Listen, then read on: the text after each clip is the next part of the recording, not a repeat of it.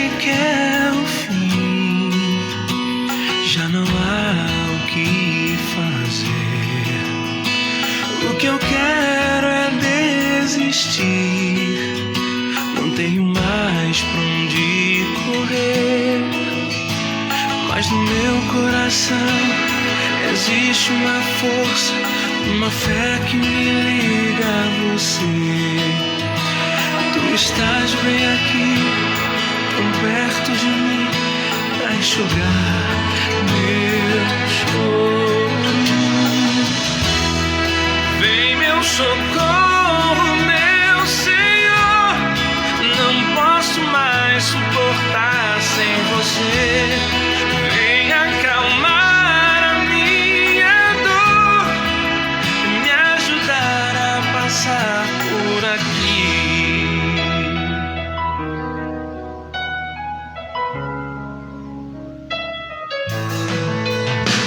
Parece que é o fim, já não há o que fazer. O que eu quero é desistir, não tenho mais pra onde correr. Mas no meu coração existe uma força, uma fé que me liga a você.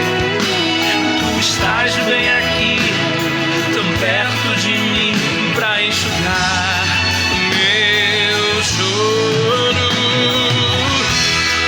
Vem meu socorro, meu Senhor, não posso mais suportar sem você. Vem acalmar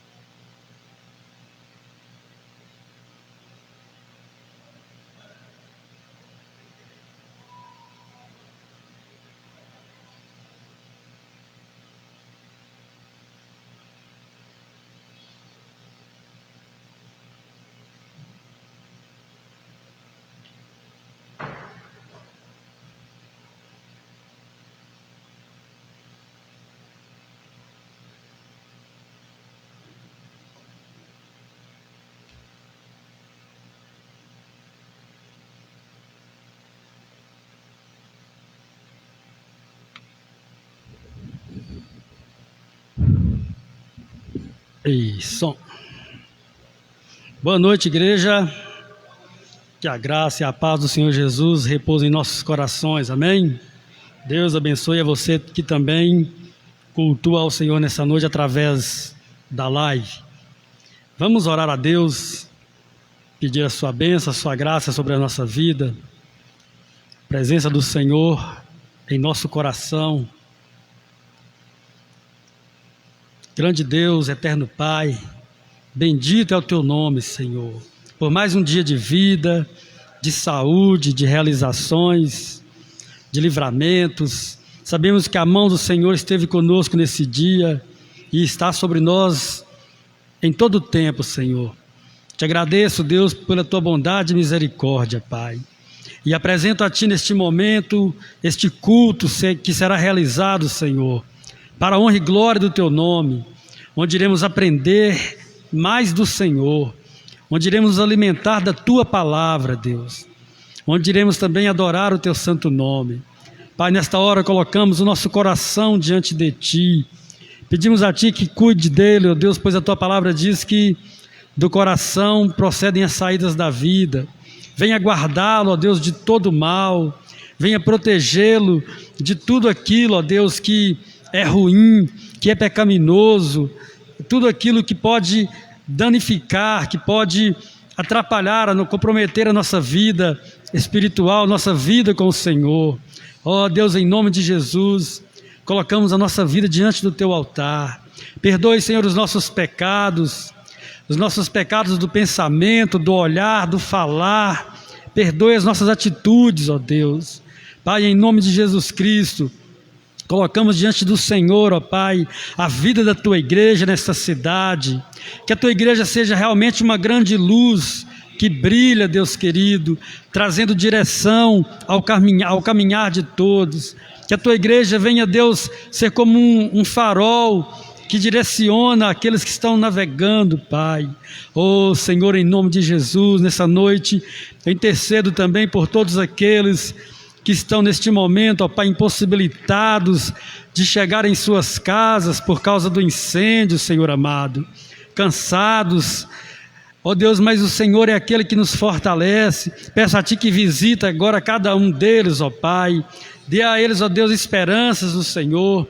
E venha em nome de Jesus entrar com providências, ó Pai, quanto a todos esses incêndios que têm acontecido, quanto a essa grande seca, ó Deus, que está abatendo sobre o nosso país inteiro. Ó Deus, derrama as Tuas chuvas, ó Deus querido, de bênçãos sobre a nossa terra, sobre a nossa pátria. Ó Deus, em nome de Jesus, Pai, eu sei que o Senhor é amor, perdão e misericórdia. E nessa hora colocamos a Ti, em Tuas mãos, ó Deus, entregamos a Ti toda a nossa natureza, Pai amado. Que o Senhor venha cuidar, venha guardar, ó Deus. Em nome de Jesus, Pai, nós Te adoramos, nós Te bendizemos, nós Te glorificamos, pois Tu és o nosso Deus, nosso Rei. Santo, santo, santo é o Teu nome. Pai, vá de encontro agora ao que se encontra enfermo, meu Pai, talvez em um leito de hospital, talvez em casa. Oh Deus, traga a unção da cura neste momento, nesta noite. Venha curar essa dor, essa infecção, essa bactéria, todo mal na saúde. Nós repreendemos em nome de Jesus, ó Pai, e pedimos ao Senhor que toque com Tua mão de poder, ó Deus, trazendo cura, trazendo alívio ao sofrimento. Oh Senhor, visita as famílias, Pai, os pais, as esposas, filhos, em nome de Jesus Cristo. Toma nas Tuas mãos, ó Pai, venha trazer a Tua paz em cada lar, ainda que esteja, Pai querido, vivenciando uma situação difícil, complicada, do ponto de vista humano. Oh, que o Senhor venha estar com providências, ó Deus, nesta família, e venha restabelecer a ordem, ó Deus, que venha haver conserto, Deus. Oh Pai, em nome de Jesus Cristo, Deus, visita toda esta cidade agora, Deus. Envia milhares de anjos sobre este lugar, para guardar, para livrar, ó Deus. Oh, em nome de Jesus Cristo, Pai, nós oramos a Ti, ó Deus. Nós Te pedimos para a glória do Teu nome, ó Deus. Aleluia. Louvado seja o Senhor, ó Pai.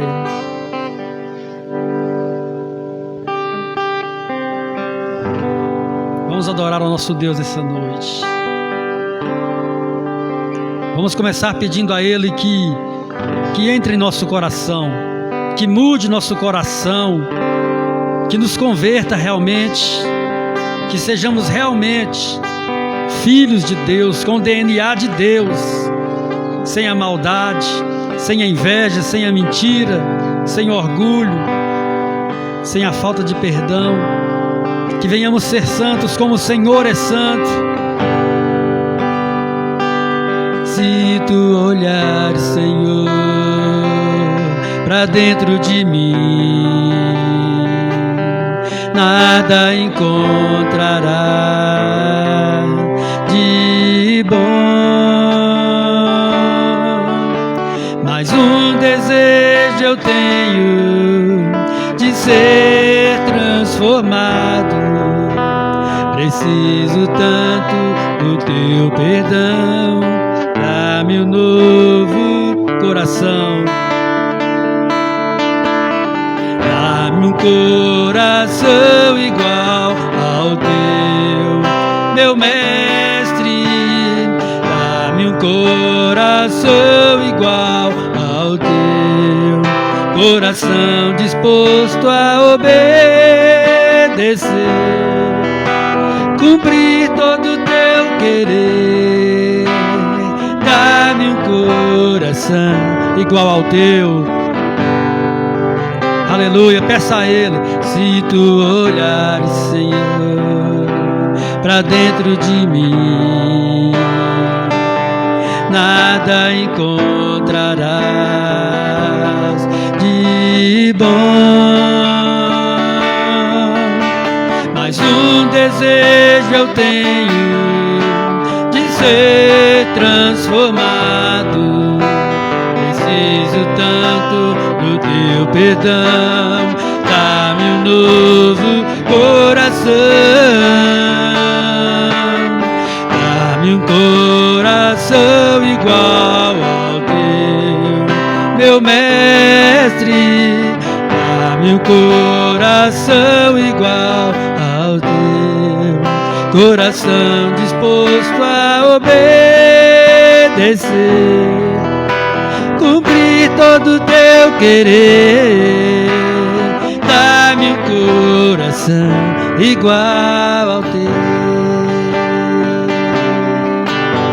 Ensina-me a amar o meu irmão, a olhar com teus olhos,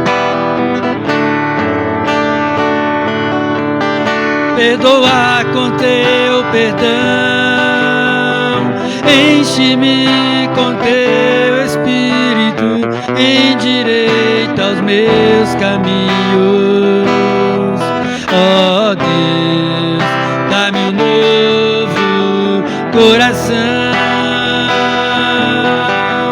Enche-me com teu Espírito e endireita os meus caminhos.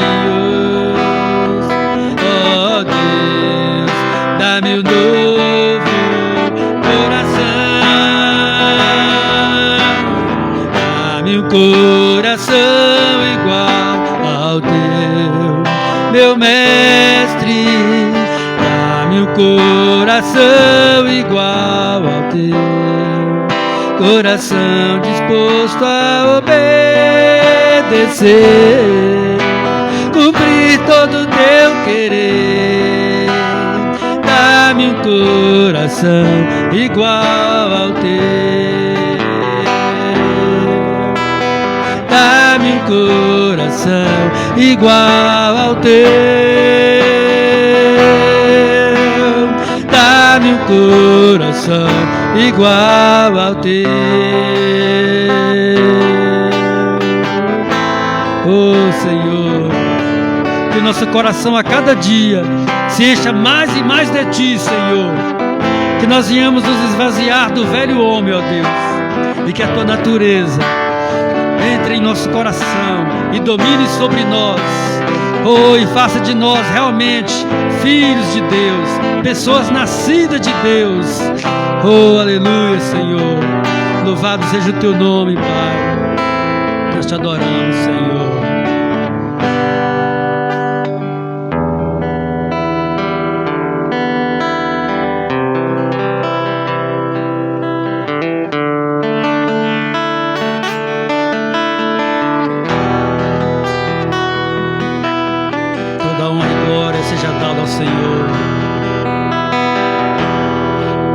porque dele, por ele, para ele são todas as coisas, inclusive a nossa vida. Porque dele, por ele, para ele são todas as coisas. Porque dele, por ele, porque dele, por ele,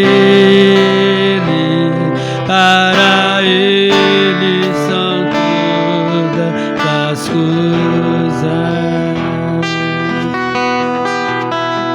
Porque dele, por ele, para ele são todas as coisas. A ele a glória,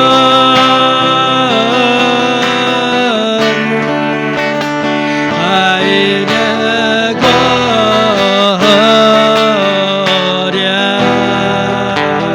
a ele a glória,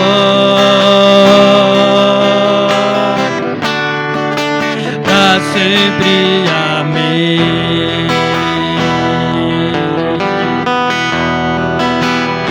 A ele a glória,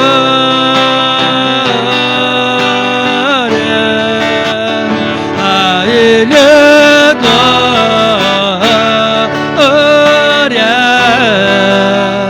a ele a glória.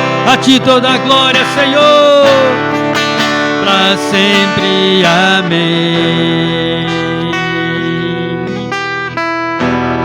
Quão profundas riquezas do saber e conhecer de Deus.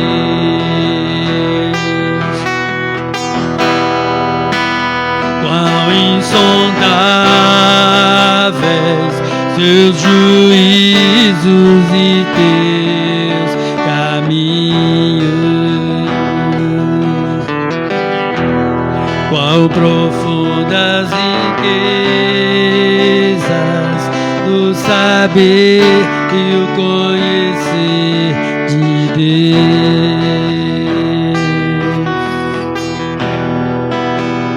Quão insondáveis teus juízos e teus caminhos. A ele a glória,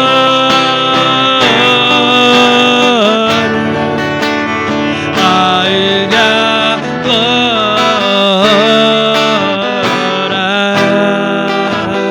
a ele a glória, pra sempre. Amém.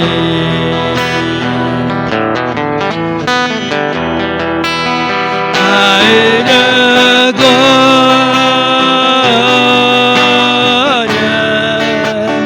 a ele a glória,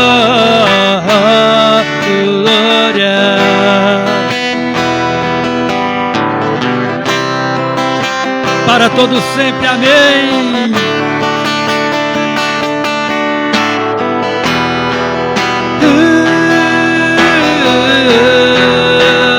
A ele a glória,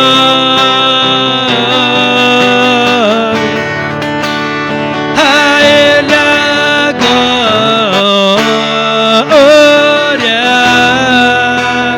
a ele a glória, pra sempre. Amém.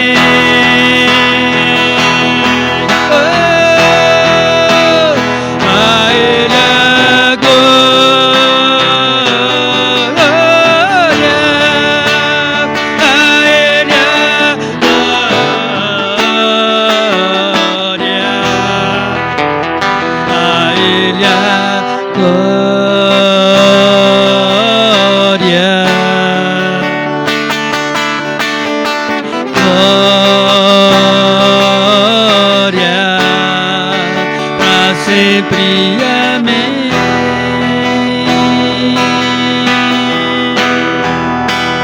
A ele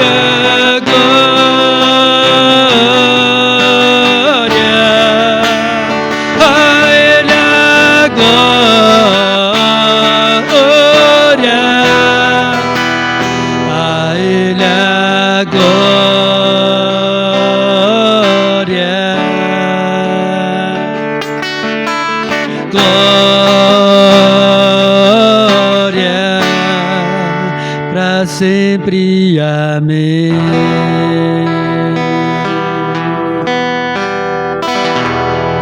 Glória e honra seja dada ao teu santo nome, Senhor, nos céus, na terra.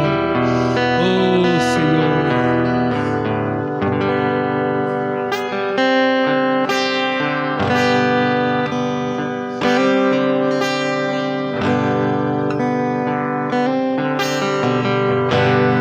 Deus enviou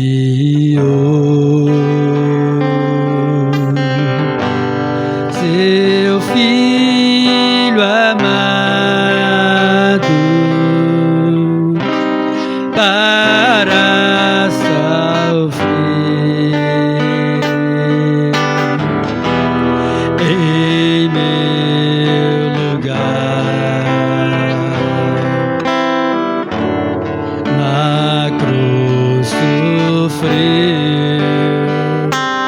pelos meus pecados, os meus pecados, mas ressurgiu e vivo com o Pai está. Porque Ele vive, posso crer no amanhã. Porque Ele vive, temor não há. Mas eu bem sei,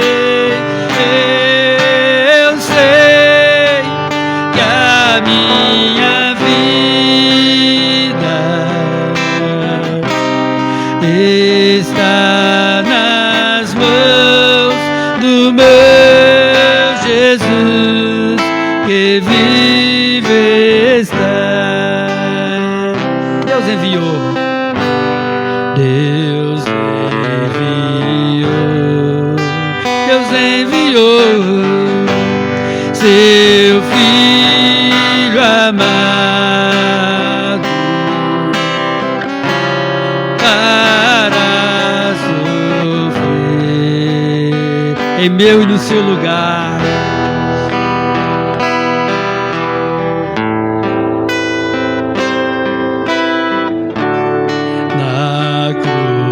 Sofrer os meus pecados,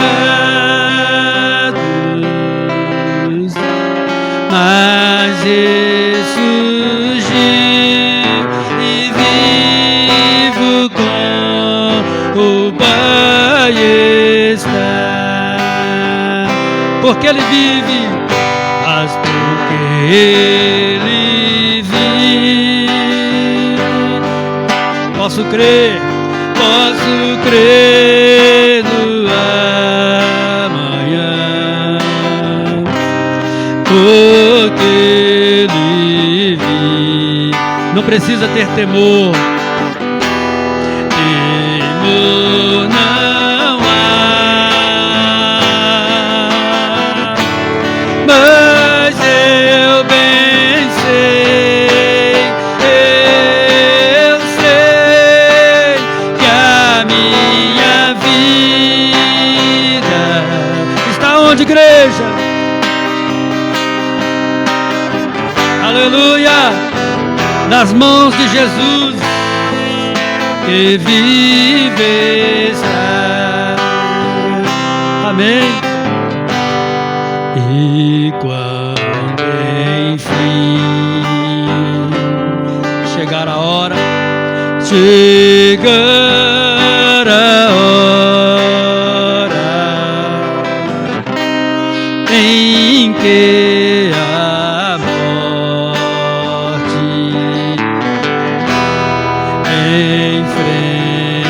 enfrentarei, sem medo então terei vitória.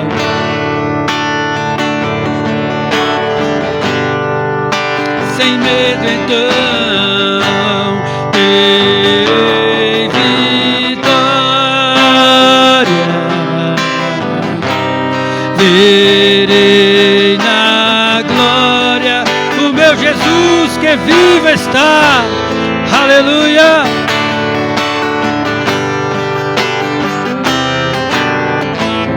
Mas porque Ele vive, posso crer no amanhã,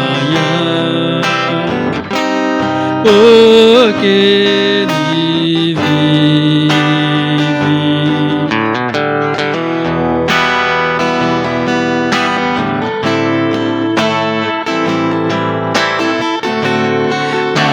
Mas eu bem sei,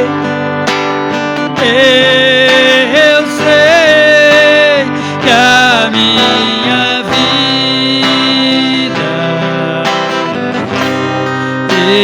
está nas mãos do meu Jesus que vive está. Porque Ele vive, porque Ele vive,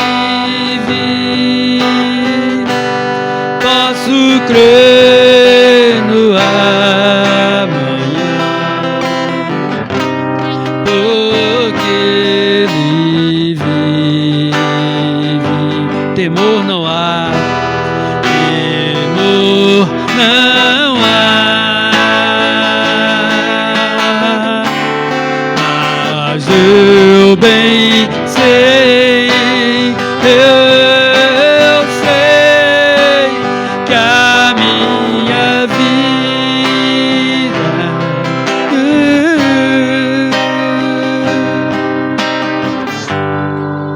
o meu Jesus que vive está.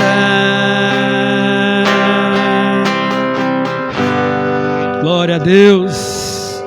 Que prazer sabemos, amados, que a nossa vida está escondida em Deus. Amém? Glória a Deus. Pastor Ítalo.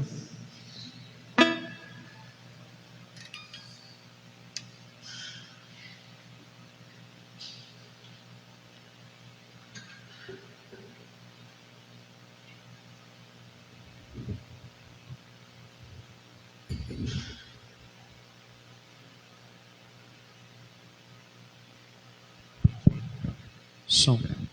Boa noite a todos, mais uma vez, que nos acompanham presencialmente e também através da live, da nossa página da igreja aí no Facebook. Tá? Coloque seu pedido de oração, a sua necessidade.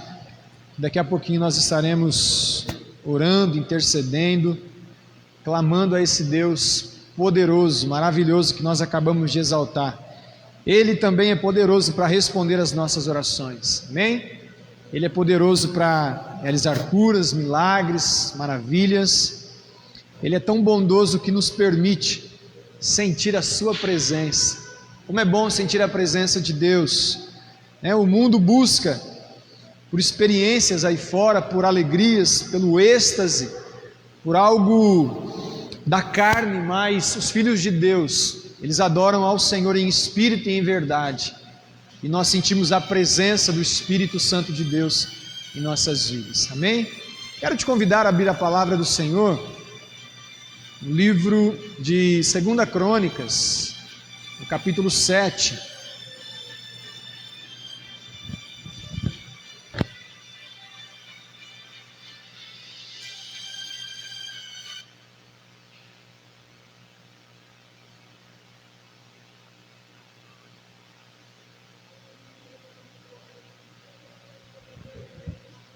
Segunda Crônicas, capítulo 7, nós vamos ler a partir do verso de número 11. Obrigado, Sueli. Abençoe, viu?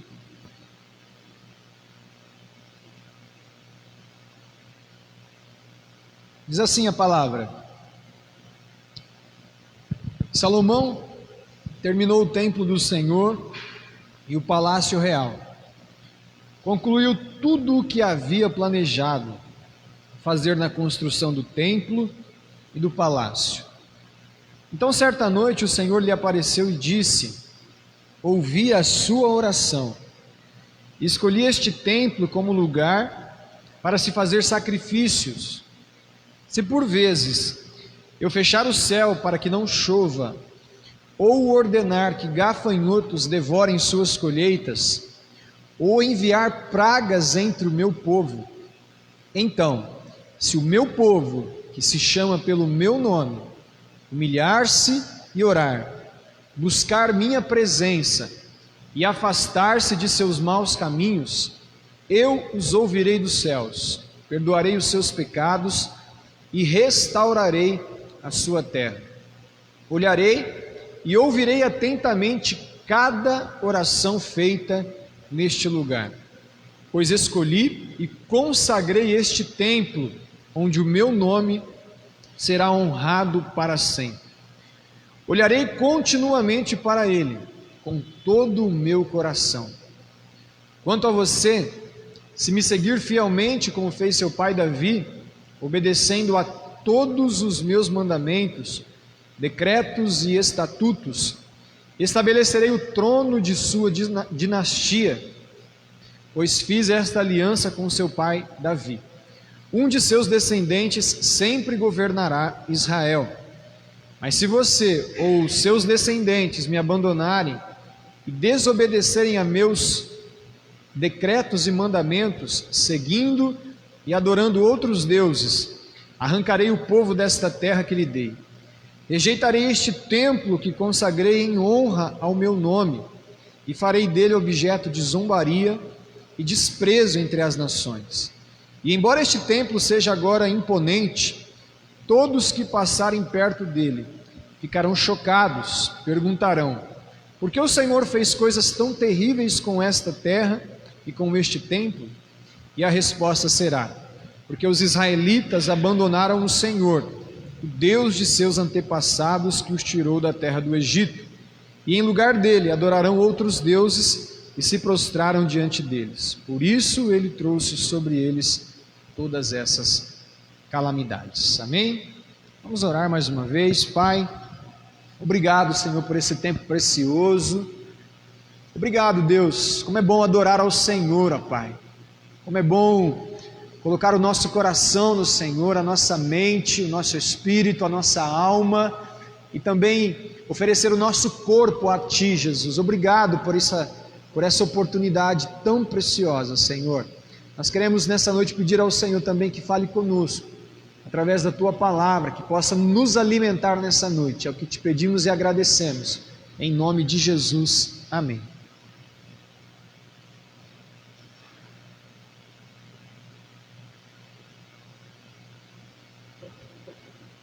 Parece que o tempo seco seca a garganta da gente mais rápido, né? Pois nós vamos orar, inclusive, por isso também. Bom, amados, texto de 2 Crônicas, quase que um bordão para nós cristãos, né? Ainda mais nos tempos em que nós temos vivido, né, dias difíceis, dias que historicamente, particularmente essa semana, marca a nossa nação, né? Ontem, dia 7 de setembro, nós comemoramos a independência do nosso país, a independência do Brasil, 199 anos de independência. Ano que vem vai fazer 200 anos, né? O Brasil se tornou independente em 1822. Eu tenho certeza que esse versículo, né, esse texto bíblico deve ter sido citado em muitas igrejas. Se meu povo, que se chama pelo meu nome, se humilhar, orar, buscar a minha face, se converter dos seus maus caminhos, eu ouvirei dos céus, perdoarei os seus pecados e então sararei a sua terra. Promessa do Senhor, né? Obviamente que a condição de Israel naquele momento não era essa. A A terra de Israel naquele momento não estava precisando ser sarada e curada, muito pelo contrário. O momento em que eles estavam vivendo, quando esse texto for escrito, era um momento de muito júbilo, né? De muita alegria. Salomão estava inaugurando não somente o templo do Senhor, mas ele estava inaugurando também o palácio do rei. A Bíblia diz que tudo aquilo que ele intentou fazer, aquilo que ele planejou fazer, ele conseguiu, por causa da boa mão do Senhor. Davi tentou construir esse templo, mas o Senhor disse: não, será o teu filho, teu descendente, que o construirá, né? Mas o Senhor fez um alerta a Salomão, né? Salomão orou ao Senhor, pediu a ajuda do Senhor, e o Senhor então em sonhos ele fala com Salomão: olha, se vocês por algum motivo se desviarem dos meus caminhos, né? Se vocês pecarem, se afastarem, parece que Deus já estava prevendo o que iria acontecer com Israel. Parece não, ele já sabia, né? Ele é um Deus onisciente, ele sabe de todas as coisas. Então Deus já estava dando o caminho para a nação de Israel, para o retorno a Deus. Olha, se porventura vocês se afastarem, vocês se desviarem, se porventura vocês adorarem outros ídolos, e aí o Senhor diz assim: olha, e se porventura eu cerrar os céus para que não chova, se eu enviar pragas contra a colheita, né? Ele fala sobre gafanhotos e devorem as suas colheitas, ou enviar pragas entre o meu povo. Ele coloca aqui um quadro que talvez, se nós fôssemos olhar para os dias de hoje, é exatamente o que está acontecendo. Poxa vida, cerrar os céus. Eu não sei, talvez os irmãos podem me ajudar, mas eu não sei se eu me lembro, se eu me recordo de um tempo que nós estamos vivendo assim, com tanta falta de chuva, com tanta seca. Talvez em outros momentos nós já passamos por isso, né? Mas os dias de hoje, essa sequidão, né? O Ivanildo compartilhou comigo ali agora ainda há pouco que parece que a Jane, né, Ivanildo, e a Maria Flor ainda estavam presas lá na pista, porque não conseguiram chegar aqui em Barrinha por causa da fumaça do incêndio. A falta de chuva tem provocado esse ambiente, eu diria, catastrófico que nós estamos vivendo. Muita seca. Hoje eu dando treino para as crianças ali, 1h30 da tarde, esse sol quente, eu pensei, não vão vir nenhum garoto hoje, né, com esse tempo seco, aquela nuvem de poeira. Me apareceram lá quase 40 crianças, e uma delas precisou parar o treino porque estava passando mal. Crianças de 14, 15 anos, por conta desse tempo seco. Então o quadro aqui, o Senhor estava dizendo para Salomão: olha, se porventura eu cerrar os céus, se porventura eu enviar gafanhotos que devorem a colheita, como se Deus estivesse dizendo, se porventura acontecer uma crise financeira, se a economia for abalada, poxa, mais um quadro que nós estamos vivendo nos dias de hoje. Não bastasse a falta de chuva, economicamente nós estamos vivendo dias terríveis, terríveis. O preço do álcool, eu tenho tentado às vezes andar de bicicleta, mas com esse sol quente está difícil, né? R$ 4,69, quase R$ 5 o litro de álcool, gasolina, diesel, então nem se fala. Um pacote de arroz que antigamente a gente pagava quanto? Me ajudem aí, sei lá, R$ 7, R$ 8, R$ 9, 8, hoje está custando aí para mais de R$ 20, e aí vai o litro de óleo, o feijão e tantas outras coisas, né? E as coisas estão ficando cada vez mais difíceis, porque a colheita tem sido prejudicada, o bolso das pessoas tem sido, infelizmente, muito prejudicado. E o último quadro que o Senhor diz aqui para Salomão: e se porventura eu enviar praga entre o povo. Bom, esse assunto eu não preciso nem tocar. Nós estamos ainda vivendo um pouco de otimismo, eu diria que nós estamos saindo, né, de um quadro de pandemia como nós nunca vivemos nos últimos 100 anos. No Brasil, quase 600 mil mortos por conta dessa praga. Portanto, o quadro que o Senhor disse em 2 Crônicas, nada difere do que nós estamos vivendo hoje. Crise hídrica, cerrar os céus. Crise econômica, devorar as colheitas. Crise sanitária, praga entre o povo. Exatamente o que nós estamos vivendo nos dias de hoje. E o Senhor deu o caminho para a cura, o caminho para que a terra fosse sarada, o caminho para que a mão de Deus se voltasse sobre o povo de Israel. Ele disse a Salomão: olha, se o meu povo, que se chama pelo meu nome, e aqui vale fazer esse alerta, o povo que se chama pelo nome de Deus, é o povo do Senhor, é a igreja de Cristo Jesus. O Senhor nesse momento não está chamando a responsabilidade daqueles que não temem o Senhor. O Senhor nesse momento de crise hídrica, sanitária e econômica, está chamando a atenção do seu povo, a igreja de Cristo Jesus. Chamando a atenção para fazer o que, pastor? Chamando a atenção do seu povo para se humilhar, para orar, para buscar a face do Senhor e se converter dos seus maus caminhos. Então ele diz: se o meu povo que se chama pelo meu nome fizer isso, eu ouvirei dos céus, perdoarei os seus pecados e sararei a sua terra. Nós, enquanto igreja do Senhor, temos uma grande responsabilidade diante de nós. Quem sabe esse quadro que se apresenta diante de nós possa vir a ser mudado pelo povo que se chama pelo nome dele, pela igreja do Senhor Jesus.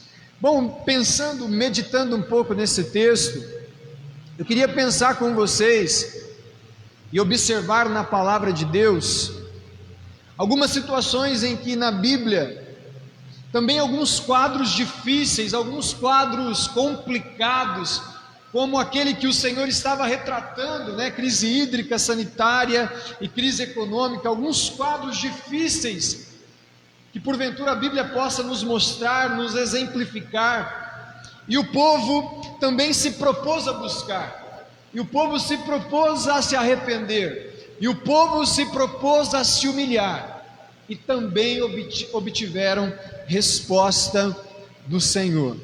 Abre comigo a sua Bíblia no livro do profeta Jonas, no capítulo de número 3. Jonas, no capítulo 3.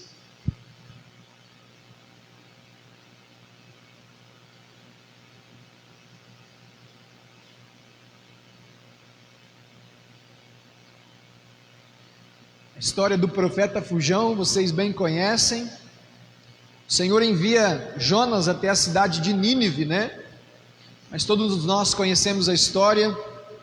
E o profeta Fujão se dirige a Tarsis, E o Senhor ali acaba acontecendo uma grande tempestade por conta da desobediência de Jonas. Eles começam a lançar todas as coisas do navio e por fim Jonas acorda, assume a culpa daquela tempestade que as pessoas estavam vivendo, é lançado ao mar, a tempestade para, ele é engolido por uma baleia e então o Senhor dirige Jonas até a cidade de Nínive, onde ele é levado ali por aquela baleia. No capítulo 3, diz assim a palavra do Senhor no livro de Jonas: depois disso o Senhor falou com Jonas pela segunda vez: apronte-se, vá à grande cidade de Nínive e transmita a mensagem que eu lhe dei. Dessa vez Jonas obedeceu a ordem do Senhor e foi a Nínive, uma cidade tão grande que eram necessários 3 dias para percorrê-la inteira. Se a gente for observar aqui nos últimos versos de Jonas, no capítulo 4, a Bíblia diz que a cidade de Nínive tinha uma população de aproximadamente 120 mil habitantes, né? Se a gente for pensar uma cidade da nossa região, talvez fosse do tamanho da cidade de Bebedouro, talvez, eu não sei quanto tem Sertãozinho, mas uma cidade de grande porte, né? Uma cidade de 120 mil habitantes, que seria necessário Jonas percorrê-la em 3 dias. Verso de número 4. No dia que Jonas entrou na cidade, proclamou às multidões: daqui a 40 dias, Nínive será destruída. A mensagem de Jonas era muito clara: daqui a 40 dias, a cidade de Nínive era destruída. Bom, eu queria pensar um pouquinho talvez com você, qual era o quadro da cidade de Nínive. Por que será que o Senhor enviou essa mensagem à cidade de Nínive? Uma mensagem de destruição. Bom, Nínive era a capital de um dos grandes reinos da época, né? Nínive era a capital da Assíria. A Síria é a nação responsável por levar o reino do norte, com a capital Samaria, para o exílio no ano de 722. Portanto, era uma nação muito guerreira, era um povo muito sanguinário. Livros históricos relatam que os ninivitas eram pessoas extremamente perversas. Eles, quando aprisionavam os seus guerreiros de guerra, inclusive profetas do Senhor de Israel, eles arrancavam os olhos, eles arrancavam as mãos, eles mutilavam os seus prisioneiros de guerra. Eles eram perversos, extremamente perversos. O texto no capítulo 4, o Senhor diz que o povo de Nínive, eles não sabiam discernir entre o certo e o errado, eles não sabiam discernir entre a mão direita e a sua mão esquerda. Um povo completamente perverso. Por isso a mensagem de destruição de Jonas. Só que a Bíblia diz que quando eles ouviram essa mensagem, diante de um quadro de destruição, eles decidiram tomar uma atitude. Acompanha comigo no verso de número 5.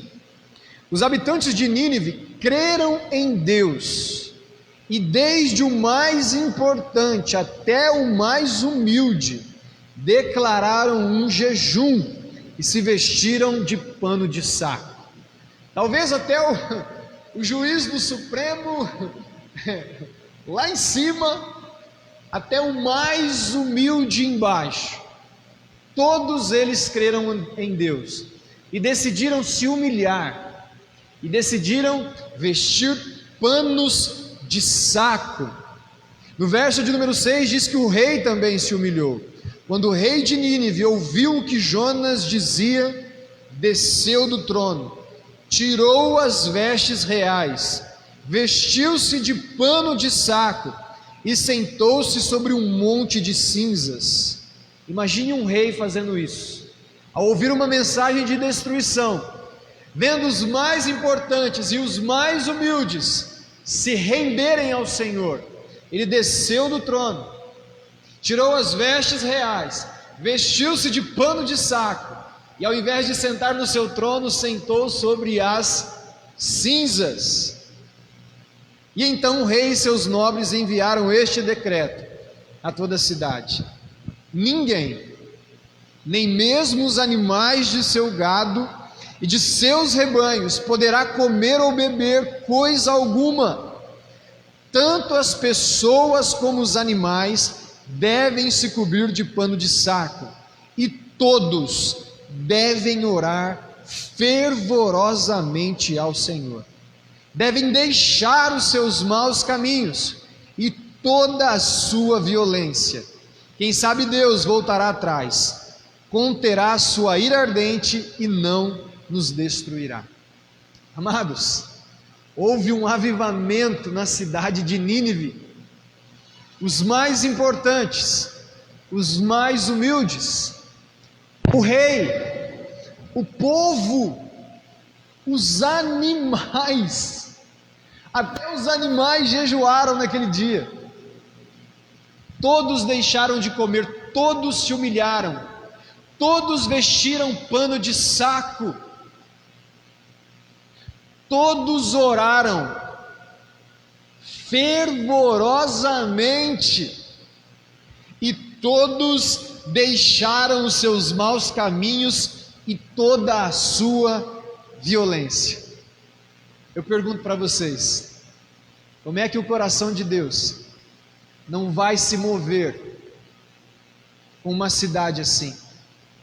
Como é que o coração de Deus não vai se mover ao ver tanto aquele mais importante quanto o mais humilde? Como é que o coração de Deus não vai se mover ao ver o rei se humilhar? Como é que o coração de Deus não vai se mover vendo até os animais jejuarem? Como é que o coração de Deus não vai se mover vendo um povo que era violento, perverso, orando ao Senhor fervorosamente? Como é que o coração de Deus não vai se mover vendo um povo extremamente perverso, deixando os seus maus caminhos? A resposta no verso de número 10 é óbvia. Quando Deus viu o que fizeram e como deixaram os seus maus caminhos, voltou atrás e não os destruiu como havia ameaçado. Esse é o coração do nosso Deus. Ele olha para a maldade e diz: eu vou destruir, eu vou castigar, eu vou usar a minha vara da disciplina. Mas aí os filhos se voltam, os filhos se arrependem, os filhos deixam os seus maus caminhos, e então o Senhor também volta atrás. Ele deixa de demonstrar, de destruir como havia ameaçado. Esse é o coração do nosso Deus. Uma outra história que eu me lembro também, para ilustrar muito esse texto de 2 Crônicas, é o livro do profeta Joel, que recentemente, inclusive, eu falei aqui na igreja. Vira um pouquinho comigo o livro do profeta Joel. Joel.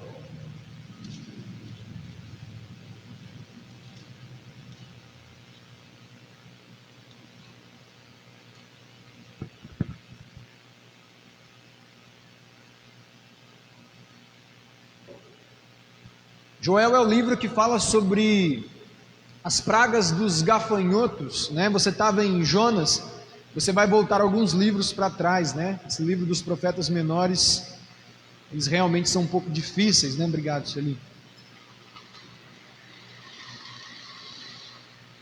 O livro de Joel relata uma invasão de gafanhotos que prejudicou toda a colheita. E havia uma crise muito grande da nação de Israel, de maneira que Joel está dizendo aos bêbados, chorem bêbados, no verso de número 5 do capítulo 1 de Joel, despertem e chorem bêbados, lamentem vocês que tomam vinho, todas as uvas estão arruinadas, todo o seu vinho doce acabou. A crise era nos bares, a crise era para os bêbados, eles deveriam chorar porque os vinhos doces haveriam de acabar porque as uvas haviam sido arruinadas. Havia uma crise religiosa na época também, os sacerdotes estavam se lamentando, porque se abala a economia, abala também a adoração do povo no templo, eles já não tinham mais ofertas para trazer nas suas reuniões. No verso de número 8, ele diz: chorem como a moça vestida de luto, que lamenta a morte do noivo, pois não há cereal nem vinho para oferecer no templo do Senhor. Por isso os sacerdotes estão de luto, aqueles que servem na casa do Senhor choram. Israel foi sempre uma nação muito fértil, muito próspera. Todas as vezes quando a Bíblia fala, obrigado Celi, da adoração do povo de Israel, quando eles levavam ao templo os seus animais, levavam as suas primícias, a Bíblia narra isso tudo com muita abundância, com muita prosperidade. Eu me lembro quando Salomão foi construir o templo, ele começou a desafiar o povo a trazer ouro, a trazer prata, a trazer bronze. Teve um momento que ele precisou pedir para parar, porque já não havia mais lugar onde colocar. Olha, chega, não traz mais não. Mas olha a realidade que eles estavam vivendo, já não tinha mais o que levar. Os sacerdotes estavam de luto. Os campos, no verso de número 10, diz que os campos estavam arruinados, a terra desolada, o trigo destruído, as uvas se secaram e o azeite acabou. Toda a base da agricultura, todo o campo estava completamente devastado. Estava conversando com alguns irmãos que trabalham nas usinas esses dias. Me parece que a colheita, a safra desse ano foi péssima. O que eles ganharam de lucro no ano passado, já perderam nesse ano. E a tendência é que no ano que vem, por causa dessa safra ruim, este ano, o negócio para a gente não fique muito bom. Mas é o que estava acontecendo aqui. O vinho, o azeite, as uvas, no nosso caso, se a gente fosse falar hoje, a cana-de-açúcar, o que isso tem provocado nos nossos dias. No verso 11 ele diz: despertem-se, agricultores, lamentem, vocês que cuidam das videiras, o bêbado, o sacerdote, os campos, os agricultores. No verso de número 16 ele diz: o nosso alimento desaparece diante dos olhos, já não há alegria e exultação na casa do nosso Deus. Imagine um tempo como esse do profeta Joel, onde tudo estava sendo abalado, não havia alegria na vida das pessoas quando iam para a casa de Deus, porque quando elas olhavam ao redor, tudo estava destruído. Eu imagino que elas chegavam na casa de Deus, murchinhas, murchinhas, murchinhas. As sementes morreram na terra seca. Imagina você plantar algo em uma terra que está completamente seca. Só naquele filme O Fazendeiro de Deus, né? Ele joga sementes na terra seca, ora ao Senhor para que chovesse, parece que não chove, mas mesmo assim as batatas nascem. É batata?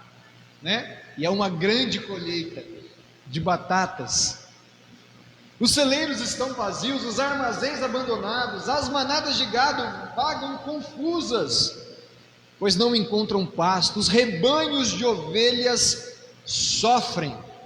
Socorro, Senhor! O fogo devorou os pastos do deserto, e as chamas queimaram as árvores do campo. Até os animais selvagens clamam a ti, pois os riachos secaram, e o fogo devorou os pastos do deserto. Parece que a gente está lendo o que está acontecendo hoje. Parece que não é Israel alguns anos, centenas de anos atrás, milhares de anos atrás. Parece que a gente está lendo o que está acontecendo hoje, aqui do lado, diante dos nossos olhos.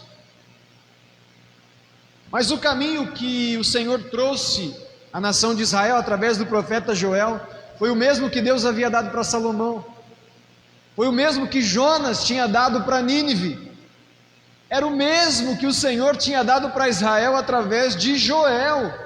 No capítulo 2, no verso de número 12, ele diz: por isso o Senhor diz: voltem para mim de todo o coração, venham a mim com jejum, choro e lamento, não rasguem as roupas em sinal de tristeza, rasguem o coração, rasguem o coração. Ele diz no verso de número 15: toquem a trombeta em Sião, convoquem um tempo de jejum, juntem o povo para uma reunião solene, reúnam e consagrem todo o povo, os anciãos, as crianças e até os bebês, chamem o noivo de seu aposento e a noiva de seu quarto. Se lá para Nínive Jonas estava dizendo: o mais importante, o mais humilde, o rei, o povo, os animais, todo mundo. Joel está dizendo, os sacerdotes, os líderes, os anciãos, que mais ele diz? As crianças, os bebês, o noivo, a noiva, ninguém deve ficar de fora. Convoquem todos.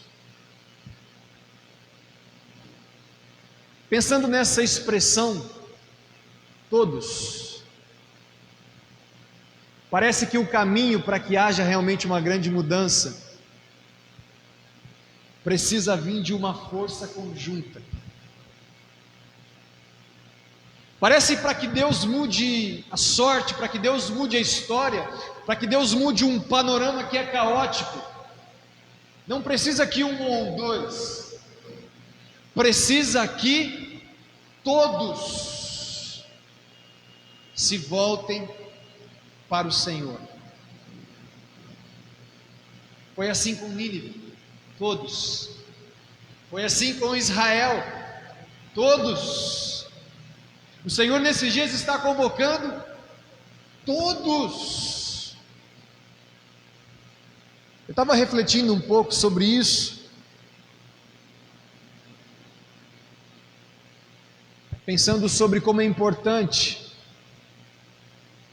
quando todos se voltam para o Senhor. Sabe, amados,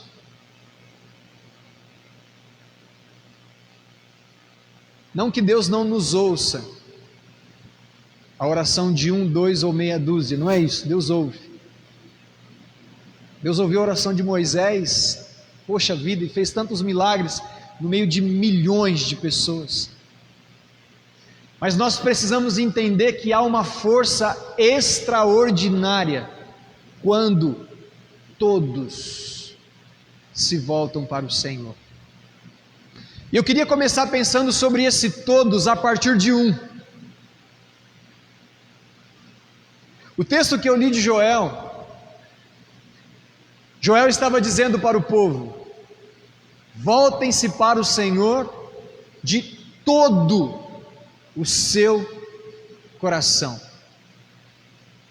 Quando a gente começa a olhar para os evangelhos e ver Jesus chamando as pessoas, quando essas pessoas vinham para Jesus, elas não vinham pela metade, mas elas vinham por completo, elas vinham todas, inteiramente, integralmente ao Senhor. Aqueles que ainda não se rendiam completamente, não conseguiam seguir a Jesus. Foi assim com o jovem rico. Ele fazia uma porção de coisas, ele observava uma porção de leis, mas quando Jesus fala para ele deixar a riqueza e segui-lo, ele não consegue, porque ele não consegue oferecer a Jesus o seu todo.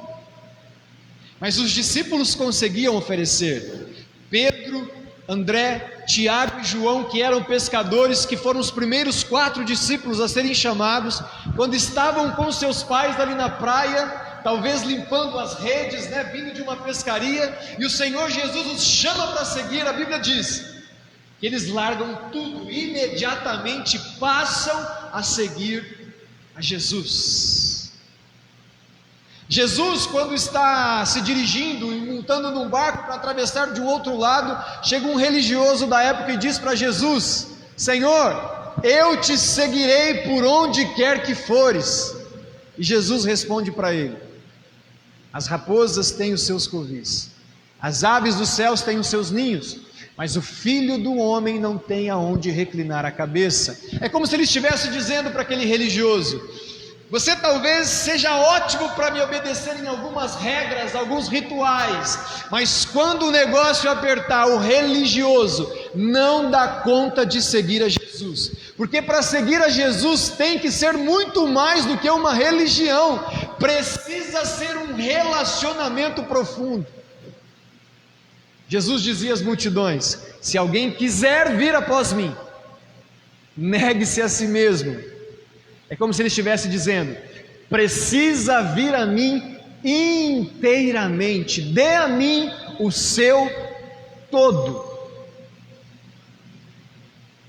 Pensando sobre todos buscarmos ao Senhor, eu parti do princípio de entregar o seu todo. Abrangendo um pouquinho mais, eu quero pensar agora, depois de eu quero pensar, por exemplo, em uma casa. Como é difícil quando dentro de uma casa existem divisões, existem conflitos, existem brigas, existem desentendimentos e o todo não consegue se unir a fim de um mesmo propósito. Muitos de vocês sabem isso que eu estou dizendo. Quando eu olho para a palavra do Senhor, por exemplo, no livro de 1 Timóteo, no capítulo 3, quando Paulo está alertando Timóteo a que tipo de liderança ele deveria colocar nas igrejas, ele diz que o bispo, ele deve ser marido de uma só mulher, ele deve governar bem os seus filhos, e esses filhos devem viver debaixo da mesma fé, eles devem estar juntos, marido, mulher e filhos, porque se ele não sabe governar a sua casa, ele também não vai poder governar a igreja de Cristo. Jesus está dizendo ali, através da vida de Paulo a Timóteo, está dizendo assim: olha, a casa precisa estar junta, a casa precisa estar unida, toda a casa, toda a família. Amados, deixa eu dizer algo para vocês. Eu não sei quantos de nós aqui temos o privilégio de ter toda a nossa casa servindo ao Senhor. Mas às vezes temos esse privilégio e não utilizamos esse privilégio de ter toda a nossa casa servindo e buscando ao Senhor. Por que não reunir toda a nossa casa a fim de um propósito? Família, vamos orar por isso essa semana. Vamos reunir toda a família. Às vezes ora um num canto, às vezes ora outro no outro canto, e não que isso não seja saudável, é necessário. Jesus diz que quando nós orarmos, devemos ir para o nosso quarto, fechar a porta, ter um relacionamento individual, particular. O marido precisa ter isso, a esposa, os filhos, mas há um momento onde toda a família precisa estar junta num só propósito. Deus opera quando toda a família está junto. Deus opera quando há uma unidade de propósito. Nós precisamos entender isso. Talvez mesmo você que não tem todos servindo ao Senhor, talvez haja uma facilidade para você em reunir a família para orar todos juntos. Faça isso, eu quero desafiar você nessa noite a fazer isso. Não como uma reunião regular, formal de um culto, mas em uma reunião informal, de um aniversário, de um churrasco, de um café da tarde com a tua família, onde você vai ver todos ali, você ter essa audácia, essa ousadia, essa coragem, intrepidez de dizer: olha, família, podemos todos nós orarmos juntos. Há uma bênção para isso, há uma bênção na unidade de propósito. Deus opera quando todos estão engajados no mesmo propósito. Jesus, em Mateus, no capítulo 12, a Bíblia relata que ele havia curado, não me lembro se é um jovem ou uma jovem, que era cega e muda, portanto não via e não falava. Jesus cura ela, expulsa um espírito maligno daquela jovem que a impedia de ver e de falar. E aí as pessoas ficam admiradas, porém não os religiosos da época. Eles chegam e dizem assim: olha, Jesus está expulsando os demônios pelo príncipe dos demônios, por Beelzebu. Vocês lembram o que Jesus diz em Mateus 12, verso 25? Vamos virar lá?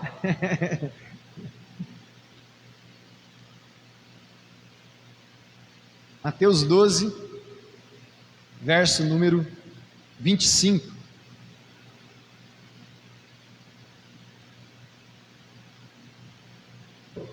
Jesus conhecia os pensamentos dele e respondeu: todo reino dividido internamente está condenado à ruína.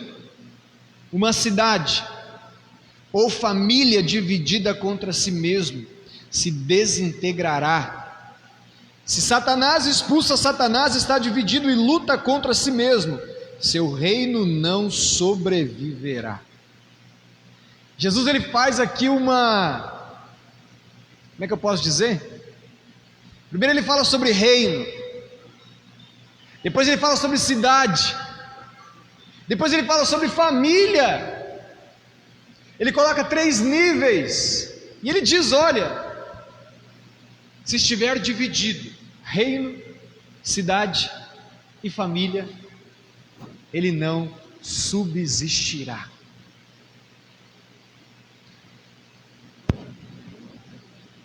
A nação de Nínive a cidade de Nínive estava completamente unida num só propósito. Joel chamou a nação de Israel a se humilhar ao Senhor em um só propósito. Mas Jesus está dizendo também que se uma família se une, ela subsiste, ela prevalece, e o contrário também é verdadeiro.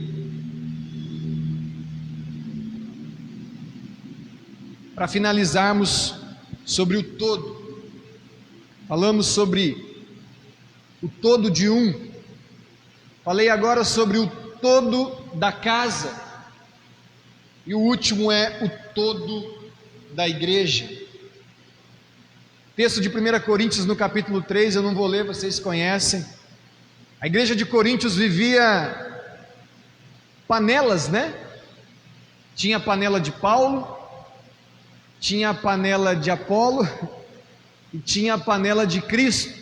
Não que Cristo, Paulo e Apolo haviam feito panelas, é que eles se identificavam com mais com uns do que com os outros. E Paulo chega para eles e diz: olha, eu não vou poder dar para vocês um alimento sólido, vou ter que dar papinha de novo para vocês, vou ter que dar leitinho de novo para vocês. Eu queria dar algo mais sólido, mas vocês não vão suportar, porque eu estou vendo aqui ciúmes, briga, panelinha, contenda entre vocês. Eu não sou nada, Apolo não é nada, Jesus aqui é tudo. Eu plantei, Apolo regou, mas foi Cristo quem deu o crescimento. Como é que uma igreja dessa iria prevalecer? Não é à toa que é a igreja de Coríntios.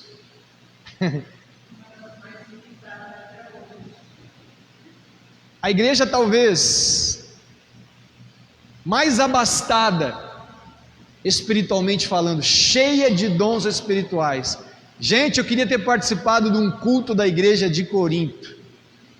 Devia ter fila para falar de profeta, de revelação, de visão, de tudo quanto é coisa.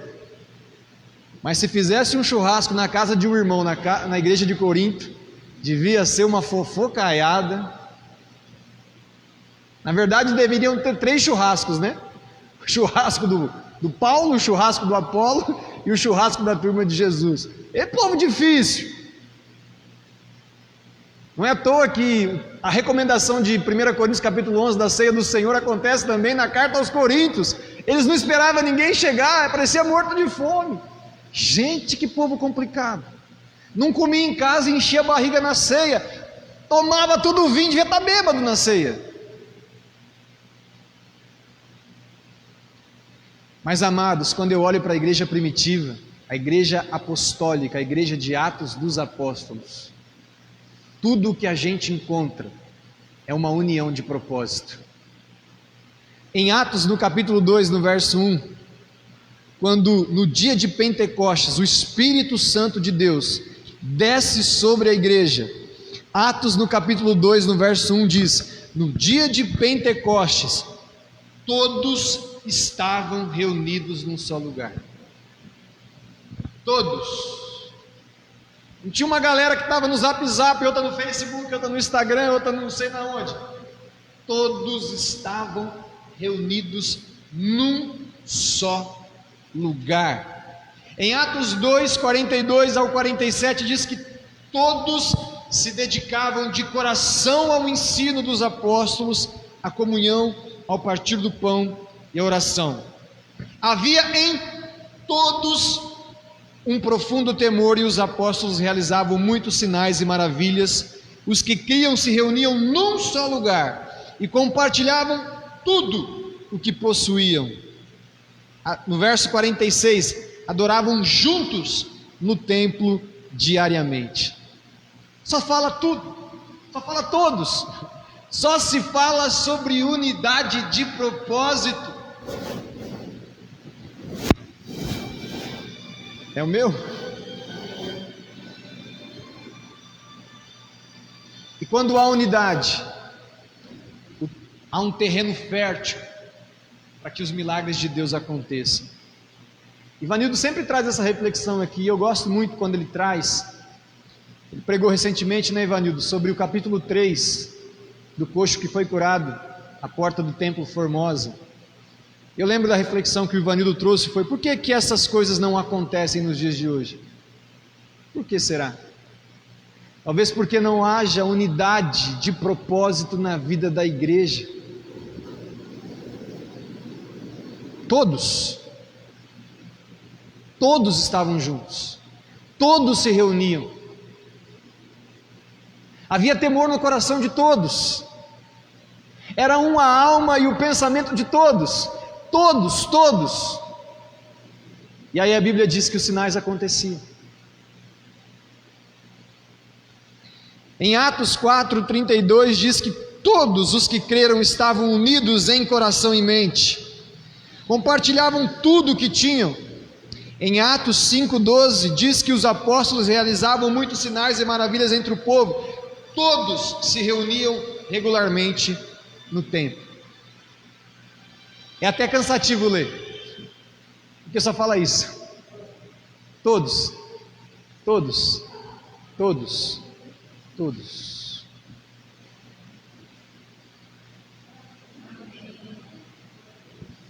O que será que todos nós precisamos fazer nesses dias? O que será que todos nós precisamos ser engajados nesses dias?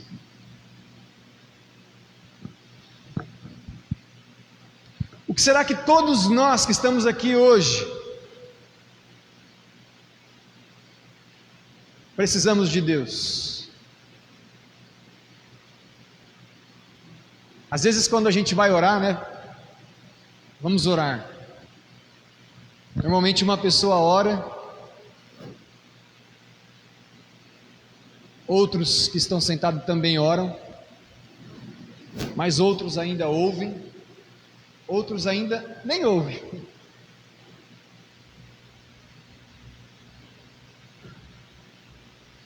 Vamos colocar Deus à prova hoje?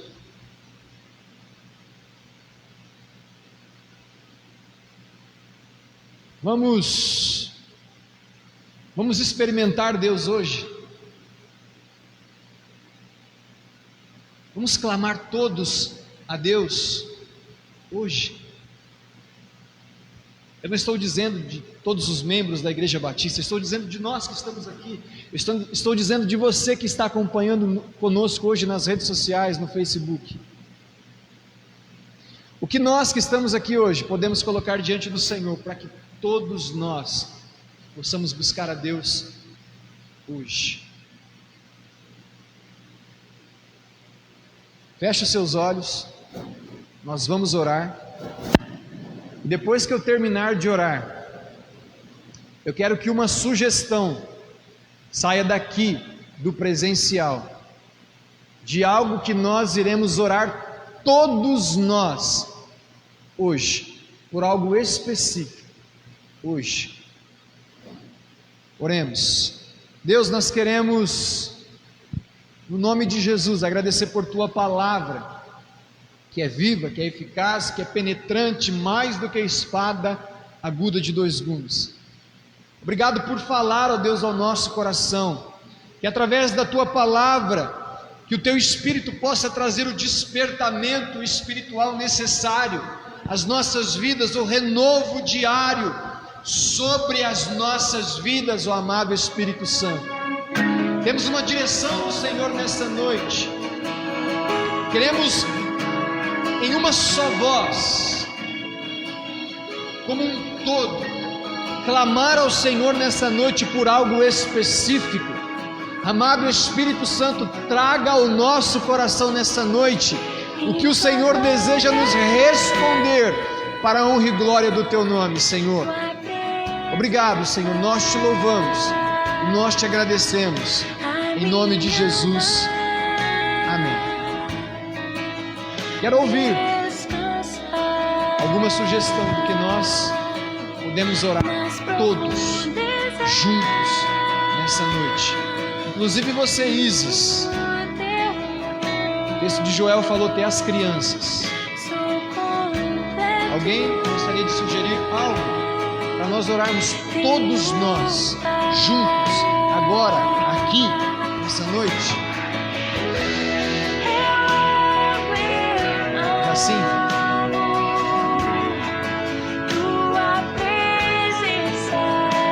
Uma conversão em Cristo.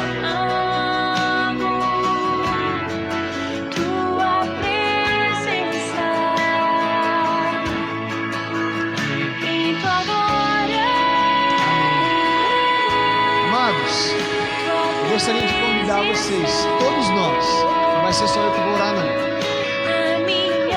Quero desafiar você que está conosco aí nas redes sociais.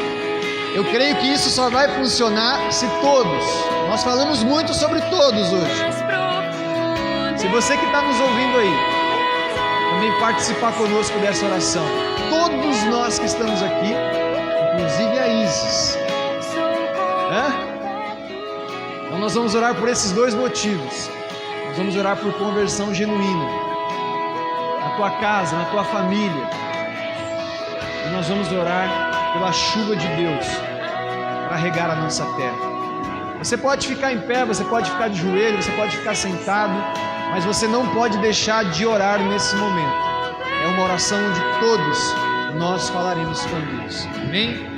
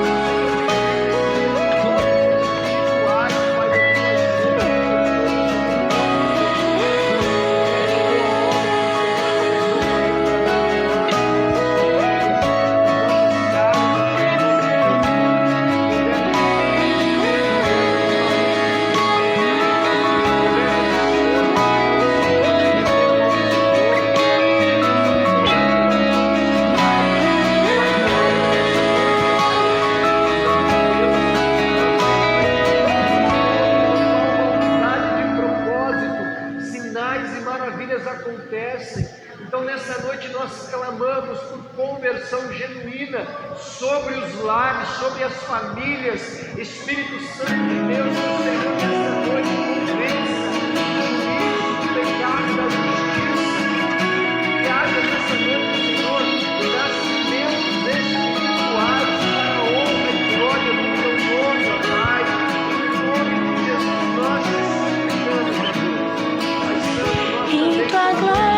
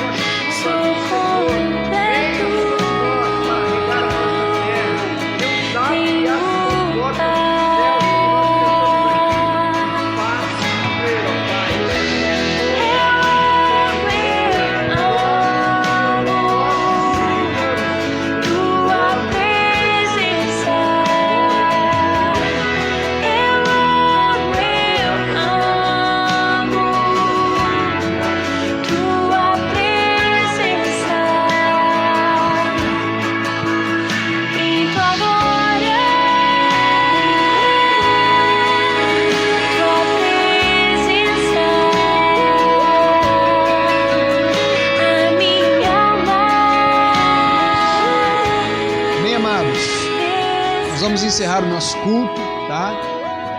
Vocês têm pedidos aí, Vanildo? Pelas redes sociais? Tem? Ricardo Alexandre pede oração por suas famílias, Esponquiato e Crivellaro. Amém.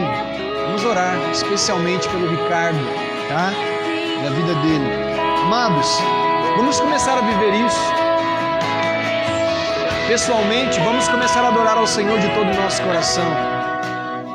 Como família, vamos tentar de alguma forma aproveitar as reuniões familiares para orarmos juntos como família. Como igreja, vamos procurar nos engajar sempre num só propósito, a fim de adorarmos o nome do nosso Deus. Como cidade, como nação, vamos buscar ao Senhor, que Deus pode mudar toda a nossa história, todo esse quadro que tem se apresentado. Pai, nós queremos também apresentar a vida do Ricardo, Senhor. Parente da Sueli, ele pede pela vida dele, pela família Esponquiato e Crivellaro.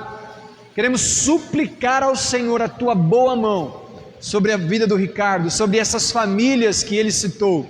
Que o teu Espírito Santo derrame graça, vitória, derrame o teu amor, o teu favor sobre a vida de cada um deles, ó Pai. Nós te louvamos, nós te agradecemos em nome de Cristo Jesus. Obrigado, Senhor, por essa noite.